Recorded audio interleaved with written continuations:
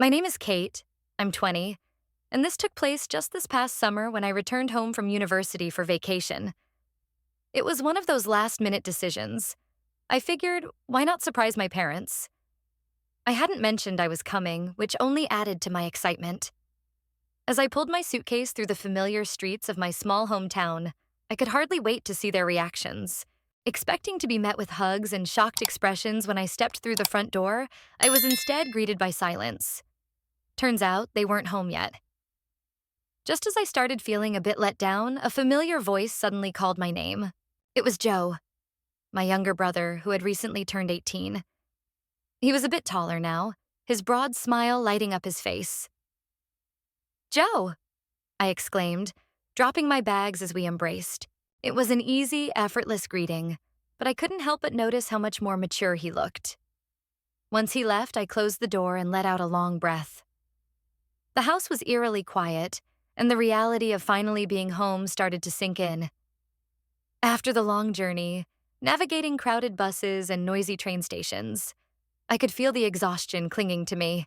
I needed to shake it off, so I headed straight for a shower. The hot water cascaded over my skin, washing away the fatigue of travel, and for the first time in weeks, I felt myself start to relax. The past semester had been overwhelming. Deadlines, assignments, and the constant whirlwind of university life. But in that moment, standing beneath the steady stream, I let my shoulders drop and released a deep exhale. Afterward, I slipped into a light summer dress, simple, soft, and perfect for lounging. Barefoot, I padded to my room, pushing the door open, and was instantly wrapped in the warmth of familiarity. My old posters still adorned the walls, and my bed was just as I'd left it, covered in my favorite patterned sheets. It was like stepping back into an earlier version of myself. Yet, something lingered in the back of my mind. School and work had consumed so much of my time that I hadn't really focused on my personal life. The closeness I once took for granted had been absent for a while. Sure, there had been a few dates here and there, but nothing serious, nothing meaningful. And honestly, there weren't many chances to explore that side of life in a dorm with paper-thin walls and ever-present roommates. As I sank onto my bed, the thought stayed with me.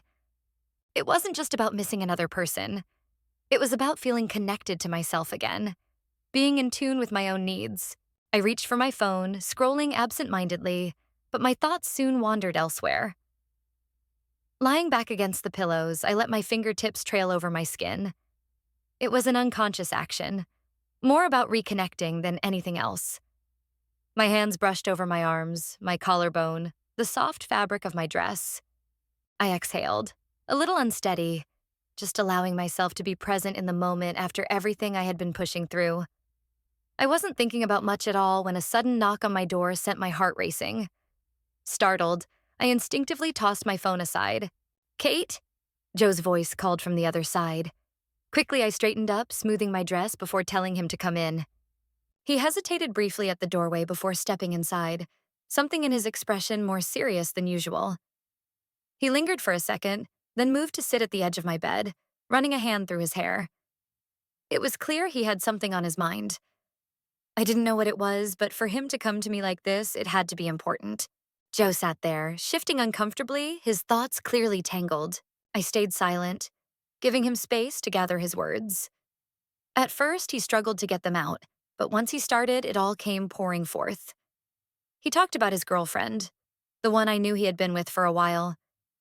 From what I had heard before, I always assumed they were happy together, caught up in that carefree excitement of young love. But apparently, things weren't as perfect as they seemed.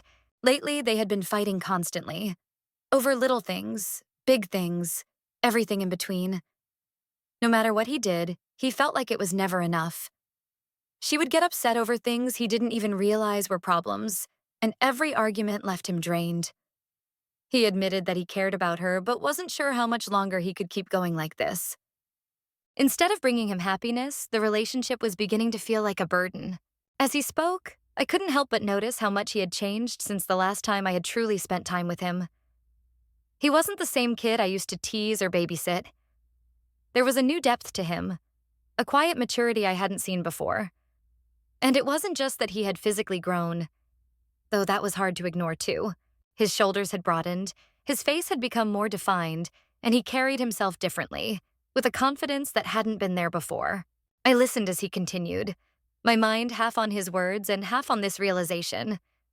There was something about him now, something compelling, something I couldn't quite look away from. It was strange, almost unsettling to see him in this new light. He kept talking, opening up more than he ever had before. He described how exhausting it was to always feel like he was the one trying to fix things, the one apologizing, even when he wasn't sure he had done anything wrong. He admitted he had thought about ending things, but didn't know if he had the strength to go through with it. I wanted to comfort him, to say something that would make it better, but words didn't seem enough. So I did what felt natural. I leaned closer and enveloped him in my arms.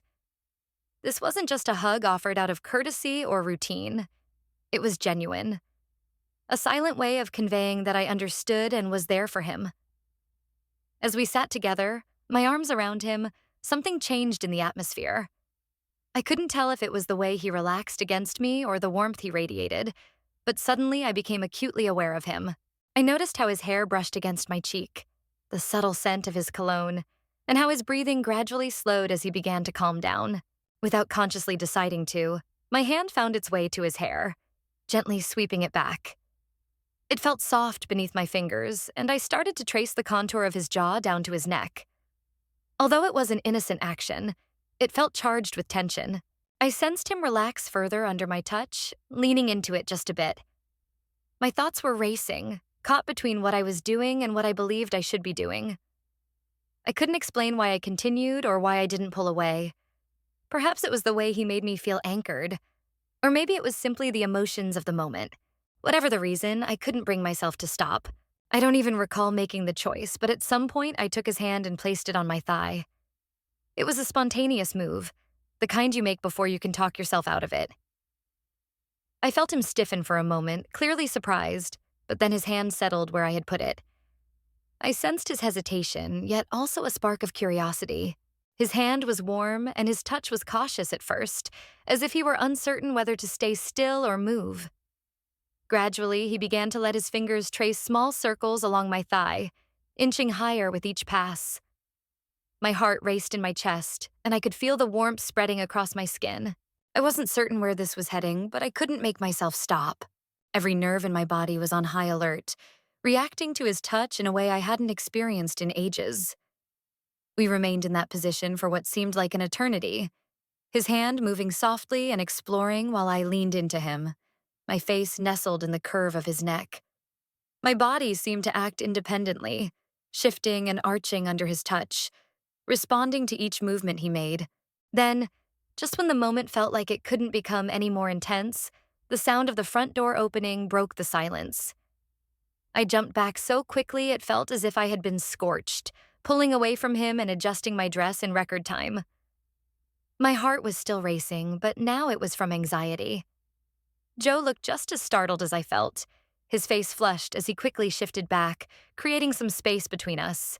I hardly had a moment to catch my breath before my parents called out, their voices echoing through the house. They sounded thrilled, anxious, and relieved all at once. I forced myself to rise and go greet them, my mind still reeling from what had just transpired. They embraced me tightly, bombarding me with questions about why I hadn't given them a heads up about my arrival. I mumbled something about wanting to surprise them, trying to appear as normal as possible. However, even as we settled down for dinner, laughing and catching up, my thoughts kept drifting back to that moment in my room. I couldn't stop reflecting on how Joe's touch had felt and how my body had reacted. I couldn't help but wonder if he was thinking about it as well. The rest of that evening went by in a haze. I went through the motions of conversing, laughing, and reconnecting with my parents. Yet my mind was elsewhere entirely. My thoughts kept circling back to what had occurred with Joe. The memory lingered with me. The warmth of his hand, how my body had responded, and the tension in the air between us. It was all so immediate, so clear that I couldn't shake it off, no matter how hard I tried to concentrate on anything else. Even after I went to bed that night, I found it impossible to sleep. I tossed and turned, my mind racing, replaying everything repeatedly. The way he gazed at me before we separated, the gentleness of his touch, and how it felt to be so near him. It was overwhelming to process. I couldn't help but ponder what he might be thinking and whether he felt as unsettled by it as I did. The following day was even more challenging. Seeing Joe and passing by him in the house, I sensed a peculiar tension in the air between us. It wasn't exactly uncomfortable, but it was different, as if we were both conscious of what had transpired but unsure how to address it or how to behave around each other now. I found myself stealing glances at him, noticing small details I hadn't before. The way his jawline tightened when he was lost in thought, how his hair fell across his forehead, and the way he moved whenever our paths crossed. My heart raced a little, and I began to overanalyze every interaction. Did he notice how I looked at him? Did he feel the same attraction that I did, or was he merely trying to forget it and act as if nothing had happened? I attempted to occupy myself, but nothing seemed to help. My parents were preoccupied with their own activities for most of the day, leaving me with too much time to reflect. I found myself replaying the moment in my room, envisioning all the ways it could have unfolded differently. What if the door hadn't opened when it did? What if we hadn't paused? The questions were unending, only making me feel more uneasy. That evening, my dad entered the living room where I was aimlessly scrolling through my phone. He expressed his apologies, mentioning that he and my mom needed to head out for the night to handle some matters. He felt guilty about leaving me on my own, especially since I had just returned, but I brushed it off, assuring him it was okay. As soon as they left, the house felt strangely quiet. It was just me and Joe, and the silence seemed to amplify every little sound. I attempted to concentrate on something. Reading, watching TV, anything. But my thoughts kept wandering. The stillness of the house only exacerbated the situation, allowing my mind to drift back to how his hand had felt on my leg and the emotions I experienced when we were so close. I don't know when the thought first took shape in my mind, but once it was there, I couldn't ignore it. I tried to talk myself out of it, to reason with myself, but the attraction was too strong. The memory of yesterday was too recent, too vivid, and the temptation of what might happen if I didn't stop myself this time was too alluring. It was late by the time I finally made my decision. The house was dark and still, and I could faintly hear Joe's breathing through the thin walls. My heart raced as I approached his room, my bare feet making no sound against the hardwood floor. When I opened the door, I noticed him lying on his side, his back turned toward me. He appeared serene, his breathing slow and consistent in the gentle light of the night lamp.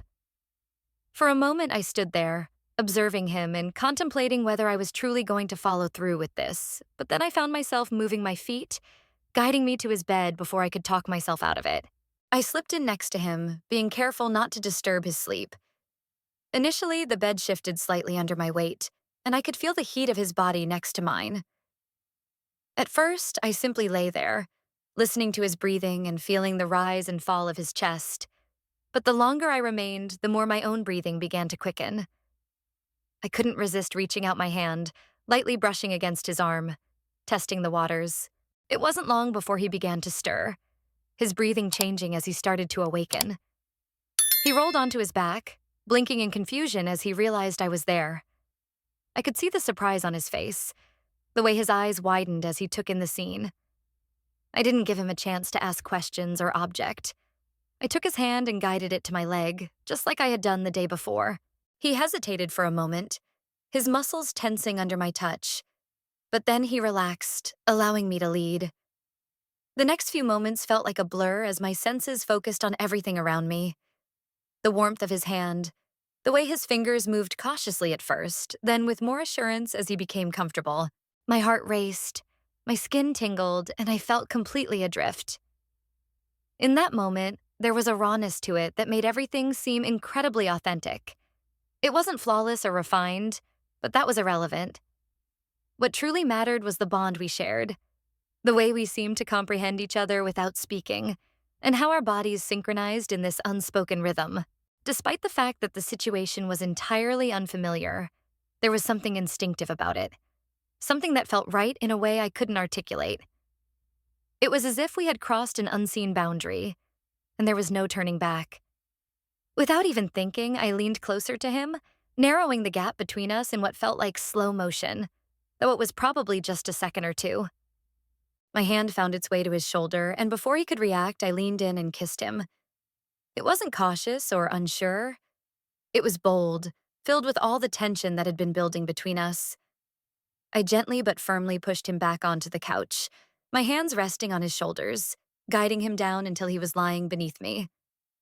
I could sense the change in his body as he settled into the cushions, his hands instinctively moving to my waist. I climbed on top of him, straddling his hips, and the sensation of being positioned above him, with every part of our bodies so close, was nearly intoxicating. The kiss deepened, evolving into something slower and more intentional. I felt his hands tighten slightly around my waist, and I could sense he was trying to anchor himself, as the intensity of the moment felt almost overwhelming. My hands moved up to his face, framing it as my thumbs brushed against the stubble on his jawline. His skin was warm, and the feel of his stubble against my fingertips sent a flutter through my stomach. I tilted my head, adjusting the angle of our kiss, and his lips parted ever so slightly. That small movement sent a shiver down my spine, prompting me to lean into him more, allowing my body to press against his. I was fully taking charge, setting the pace and controlling the rhythm, and it felt so satisfying to embrace that power and control. There was something profoundly intimate about being on top of him, feeling his heartbeat against me, with his hands holding me as if he didn't want me to stop. Our breathing grew heavier, syncing with the movements of our lips. Occasionally, I would pull back just enough to gaze at him. His eyes were half closed, his lips slightly swollen from our kisses, and his chest rose and fell as if he were struggling to catch his breath. It was one of the most stunning sights I had ever witnessed, and the way he looked at me during those brief moments, as if I were the only thing that mattered in the world, made my heart feel like it might explode. I leaned down once more, pressing my lips against his jawline, his cheek, and the corner of his mouth before returning to his lips again. Each kiss was unique, some quick and playful, others slow and lingering, as if we were savoring our connection. His hands began to wander a bit, sliding up my back and then down to my thighs, but it wasn't hurried or forceful. It felt as though he was allowing me to take the lead, trusting me to establish the tone, which only intensified my desire for him. Being on top of him felt incredibly natural, as if this was precisely where I was meant to be. I adored how his body responded to mine, the way he moved subtly beneath me as if trying to get even closer, despite the fact that we were already so near. I felt powerful yet vulnerable in the best way, as if I was entirely in command yet completely receptive to him. If only he realized how intensely I desired it, how long I had fantasized about being on top of him, having him beneath me, and finally allowing everything that had been building between us to erupt. The way his hands held my waist and the look in his eyes, utterly undone, only fueled my longing for him even more. It wasn't merely about the tension or attraction, it was about how much I yearned to be that close to him, breaking through every little barrier that had previously held us back. But, of course, just as the heat began to rise, reality struck us like a brick wall. As I leaned down to kiss him again, my mind raced ahead. This was it, the moment I had been waiting for. I wanted to take it further, to move beyond kissing and touching. My body was practically vibrating with desire, and his was responding to every slight movement I made. I could sense it. I could feel him. That's when I hesitated for just a moment and asked softly but intentionally, "Do you have anything?" The expression on his face was a mix of confusion at first, as if he didn't fully understand what I meant, followed by a dawning realization. Then he offered me a shy smile, his cheeks turning the faintest shade of red. No, I don't. I didn't know. I couldn't believe it. 18 years old with a girlfriend and no condoms in his room. I stared at him for a moment, half in disbelief and half in frustration, thinking, come on, how do you not have anything? I let out a frustrated laugh, shaking my head, and he attempted to justify himself, saying something about how he hadn't anticipated this happening tonight. It was endearing in a thoroughly annoying way. "Seriously, Joe?" I remarked, still half chuckling, but mainly because I didn't want to let the mood fade. "What kind of boyfriend doesn't keep protection nearby?" He merely shrugged, appearing completely helpless, yet somewhat apologetic. "I guess I'm not as prepared as I thought," he admitted, his voice quiet and anxious. I sighed, resting my head against his chest for a moment as I contemplated what to do next. The truth was, I didn't want to stop. I couldn't stop. My desire for him was too strong, and the thought of leaving things unresolved like this was not an option for me. So, I decided to change tactics and take control of the situation in a different manner. If he wasn't ready, that was fine. I would ensure he remembered this night for the rest of his life. I slid down a bit, my body trailing against his as I moved from his hips to his thighs. The way his breath caught as I adjusted myself ignited a spark of confidence within me. His hands, which had been resting on my waist, shifted slightly, uncertain of what to do now that I was altering the dynamic. I gazed up at him as I positioned myself between his legs, my hands gliding against his knees before moving up the sides of his thighs. His entire body tensed as if he were bracing himself for whatever was about to happen next.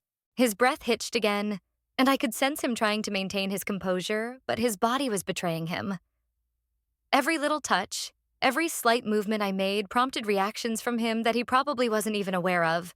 His fingers dug into the couch cushions, his thighs flexed slightly beneath my hands, and his chest rose and fell with deep, uneven breaths. I couldn't help but grin as I kissed him again, this time lower, feeling the tension in his body intensify with each movement I made. His body was incredibly responsive, and I relished that. I enjoyed knowing that I could elicit these reactions from him simply by being near, just by touching him in the right way. I smiled at that, planting another kiss on his stomach before allowing my hands to explore a bit more. His skin was warm beneath my touch, and every slight motion I made seemed to send another shiver through him. It was captivating to witness him unravel like this, knowing I was the one causing it. As I continued, I could feel him relax more and more, his body sinking into the couch as he released whatever tension or hesitation he had been holding on to. He began to move with me, subtly at first, his hips shifting slightly, and his hands finally making their way back to me, resting on my shoulders as if he needed something to grip. The sound of his breathing and the soft little noises he made under his breath only motivated me further.